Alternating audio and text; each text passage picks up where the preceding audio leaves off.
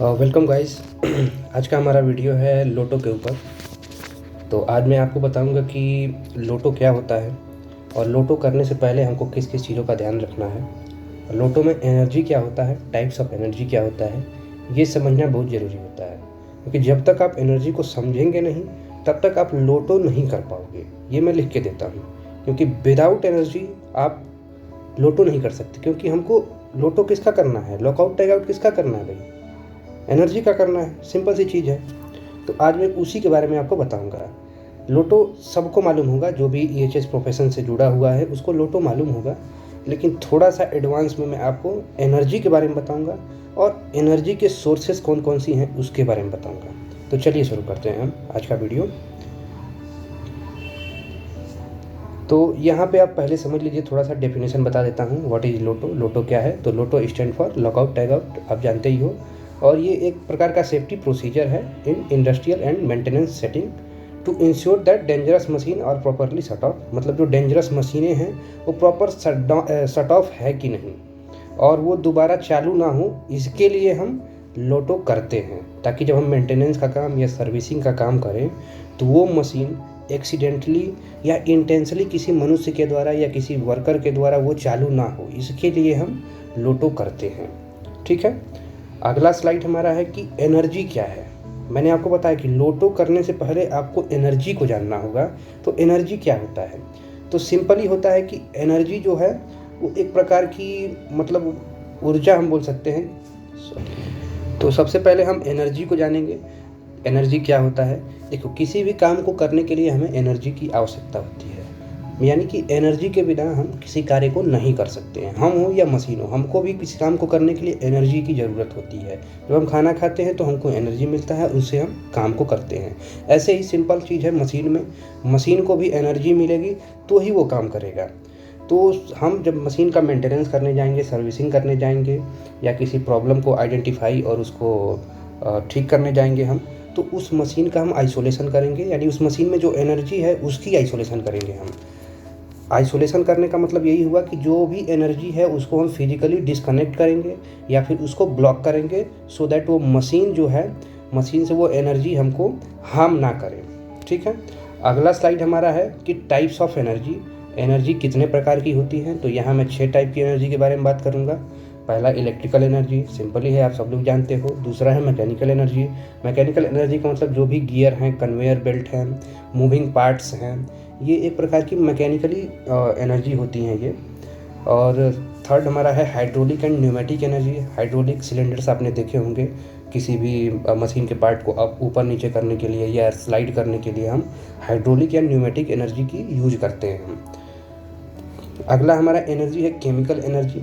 मतलब chemical energy का मतलब कोई भी, जैसे मान लीजिए मशीन है, उसमें हो सकता है कि कोई पाइपलाइन हो जिसमें कोई केमिकल फ्लो करता हो, तो उसको भी आइसोलेट करना हमारी प्रायोरिटी होनी चाहिए। अगला हमारा है थर्मल एनर्जी। थर्मल एनर्जी का मतलब कि मान लीजिए सेम उसी मशीन में कुछ चिल्ड वाटर की लाइन हो या किसी हॉट वाटर की लाइन हो या हॉट कोई फ्लूइड का लाइन हो, उसको भी आइसोलेट करना हमारी प्रायोरिटी होनी चाहिए। नेक्स्ट हमारा है ग्रेविटी।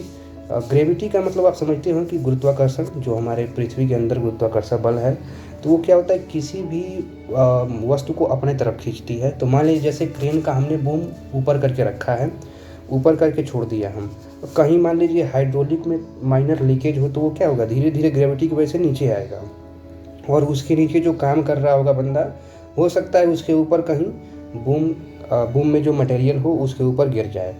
या दूसरा एक एग्जांपल मैं देता हूँ कि जैसे सीजर लिफ्ट होता है, तो मान लीजिए सीजर लिफ्ट का मेंटेनेंस मैं कर रहा हूँ उसके नीचे, तो सीजर लिफ्ट को एक्सटेंड करके रखा हूँ मैं हाइड्रोलिक से और उसके नीचे मैं काम कर रहा हूँ। तो क्या होगा कि अगर मान लीजिए हाइड्रोलिक में कहीं लीकेज होगा माइनर, तो वो ग्रेविटी की वजह से नीचे आएगा, जिससे मैं उसके नीचे दब सकता हूँ। तो ये यहाँ पे ग्रेविटी का मतलब यही हुआ। अब अगले स्लाइड में हम देखते हैं कि लोटो करेंगे कैसे। अब मतलब जो एनर्जी आइसोलेशन का प्रोसेस क्या है उसको हम देखते हैं। तो फर्स्ट पहले तो हमको एनर्जी आइसोलेशन के लिए प्रिपरेशन कुछ करना पड़ता है। तो प्रिपरेशन में हम क्या करेंगे कि पहले हम आइडेंटिफाई द इक्विपमेंट को आइडेंटिफाई करेंगे कि किसका हमको एनर्जी आइसोलेट करना है। दूसरा उसमें हम एनर्जी को समझेंगे, मतलब वो 6 टाइप्स के मैं जो एनर्जी बताया कि उस इक्विपमेंट्स में आप देखोगे कि क्या कौन कौन सी एनर्जी इसमें अवेलेबल है। हो सकता है आपको 2 एनर्जी, 3 एनर्जी, 4 एनर्जी, या हो सकता है 6 एनर्जी, सारे एनर्जी भी हो सकती हैं, 2 भी हो सकता है, 1 भी हो सकता है। तो आपको उस एनर्जी सोर्स को आइडेंटिफाई करना है और उसी का आइसोलेशन करना होता है।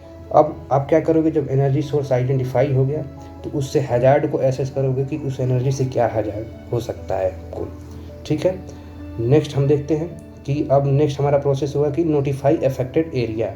मतलब जब हम आइसोलेशन करेंगे तो अब जो भी अफेक्टेड एरिया अफेक्टेड एम्प्लॉयज़ हैं, जैसे जो इस एरिया में काम कर रहे हैं, उनको हम नोटिफाई करेंगे कि हम इस मशीन की शटडाउन लेने वाले हैं। ठीक है, अब नेक्स्ट हमारा होगा कि शट डाउन द इक्विपमेंट। मतलब अब जो इक्विपमेंट है उसको हम शट डाउन लेंगे, मतलब उस इक्विपमेंट को ऑफ करेंगे और वेरीफाई करेंगे कि हाँ ये इक्विपमेंट ऑफ हो गया है कि नहीं। नेक्स्ट हम क्या करेंगे कि अब आइसोलेट करेंगे उस एनर्जी को, जो भी एनर्जी का सोर्स है उसको आइसोलेट करेंगे। तो हम उस एनर्जी को डिस्कनेक्ट करेंगे। डिस्कनेक्ट करने के बाद उस पर अप्लाई आइसोलेशन डिवाइस, मतलब कि लोटो लगाएंगे। अगर डायरेक्ट लोटो लगता है, लॉक लग जाता है तो ठीक है, नहीं तो अटैचमेंट्स लगाएंगे हम। अटैचमेंट लगा के हम फिर लॉक को उस पर अप्लाई करेंगे। ठीक है, अब जब आप लोटो कर दिए तो उसमें क्या होता है कि हो सकता है कुछ स्टोर्ड एनर्जी हो, तो उस स्टोर्ड एनर्जी को हमको रिलीज करवाना होता है या ड्रेन करना होता है। अगर कुछ केमिकल है, फ्लूइड है, तो उसको हम ड्रेन करेंगे। और मान लीजिए कि जैसे कि इलेक्ट्रिक होता है तो आप उसको लॉकआउट टैग आउट कर दिए, लेकिन हो सकता है कुछ उसमें इलेक्ट्रिसिटी अभी बच गई हो। जब आप काम करेंगे तो हो सकता है आपको शॉक लग जाए। तो उसके लिए हम क्या करेंगे, एक अर्थ रॉड लगा के उस जो इलेक्ट्रिकल एनर्जी जो बची हुई है उसको हम ग्राउंड कर लेते हैं। अगला हम क्या करेंगे कि जो भी मूविंग पार्ट्स हैं उनको सिक्योर करेंगे। मान लीजिए कोई जैसे कुछ मूविंग पार्ट्स हैं, लॉक करने के बाद भी वो घूम रहा है, मतलब एनर्जी से नहीं घूम रहा है, ऑटोमेटिक जैसे हाथ लगा दिया तो घूम रहा है, तो उसको सिक्योर करना है ताकि जब हम काम करें तो वो घूमे ना। ठीक है, अब आगे हमको क्या करना है कि वेरिफिकेशन करना है। नेक्स्ट स्टेप हमारा वेरिफिकेशन का है। मतलब कि जब हम लोटो कर दिए, सारी चीज़ों को कर दिए, तो हम लास्ट में उसको वेरीफाई करेंगे कि जो हमने लोटो किया है वो कहीं अच्छे से हुआ है कि नहीं हुआ है। इसके लिए हम वेरीफाई करेंगे उसको। अब वेरीफाई करने के लिए हम क्या करेंगे, उसको हम इंटेंसली चालू करेंगे, उसको चालू करने की कोशिश करेंगे हम। अगर चालू होता है तो यानी हमारा लोटो नहीं हुआ है, अगर नहीं चालू होता है तो समझ लो आप कि आपका लोटो प्रॉपरली हुआ है। ठीक है, अगला स्टेप हमारा क्या है, तो अगला स्टेप मैं ये बताना चाहता हूँ कि लोटो देखिए 2 तरह का होता है। एक इंडिविजुअल लोटो होता है, जैसे इसमें आपको मान लीजिए एक बंदे को काम करना है तो अपना लोटो लगाएगा और सिंपल एक लोटो लगाया और काम करना स्टार्ट कर दिया वो। लेकिन मान लीजिए अगर वही किसी मशीन पे 4 लोगों को काम करना है, तो 4 लोगों को काम करना है तो फिर हम क्या करेंगे, तो 4 लोगों को जब काम करना होगा तो हमारे पास ये ग्रुप लोटो का ऑप्शन होता है। तो हम क्या करेंगे कि जो 4 लोगों में हो सकता है एक मेन टेक्नीशियन हो और 3 हेल्पर हो। तो मेन टेक्नीशियन क्या करेगा कि मेन पैनल पे अपना, ये जो मेन पैनल है इस पे अपना लॉक लगा देगा और इसका चाबी जो है, इसका चाबी वो इस बॉक्स में डाल देगा। और इस बॉक्स में डालने के बाद जो अलग से 3 वर्कर उसके साथ हैं काम करने के लिए, वो अपना अपना लॉक इसके ऊपर लगा देंगे और तीनों वर्कर का चाबी तीनों वर्करों के पास होना चाहिए। जब काम फिनिश हो जाता है तो तीनों वर्कर पहले अपना लॉक खोलेंगे, उसके बाद जो मेन टेक्नीशियन है उसका चाबी बक्से में से निकाला जाएगा और फिर जाके उस लॉक को खोला जाएगा। तो ग्रुप लोटो का पर्पज़ यही होता है। और ये जो फ़ोटो आप देख रहे हैं इसको दिखाने का पर्पज़ यही है कि जैसे मैंने बताया कि कई जगहों पे तो ऑप्शन होता है डायरेक्ट आप ताला लगा सकते हो, लेकिन कई जगहों पे ऑप्शन नहीं होता है। अब मान लीजिए ये एमसीबी है, इसमें कैसे ताला लगाओगे आप, तो ये जो रेड कलर का देख रहे हो, जो ये है रेड कलर का चीज़, ये जो चीज़ है ये अटैचमेंट डिवाइस है। इसको हम अटैच कर देंगे एमसीबी में, फिर इस अटैचमेंट डिवाइस में हम लॉक को लगाते हैं।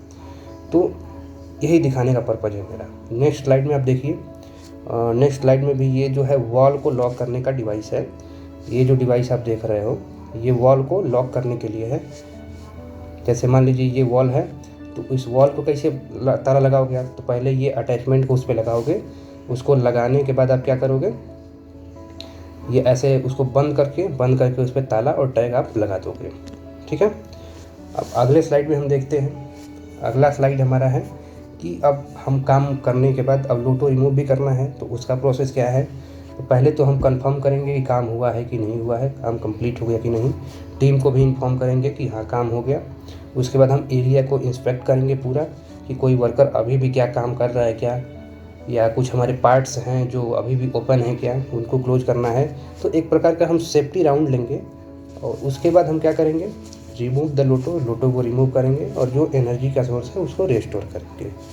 तो ओवरऑल यही प्रोसेस है जो मैं आपको बताना चाहता था इस वीडियो में। Okay, thank you.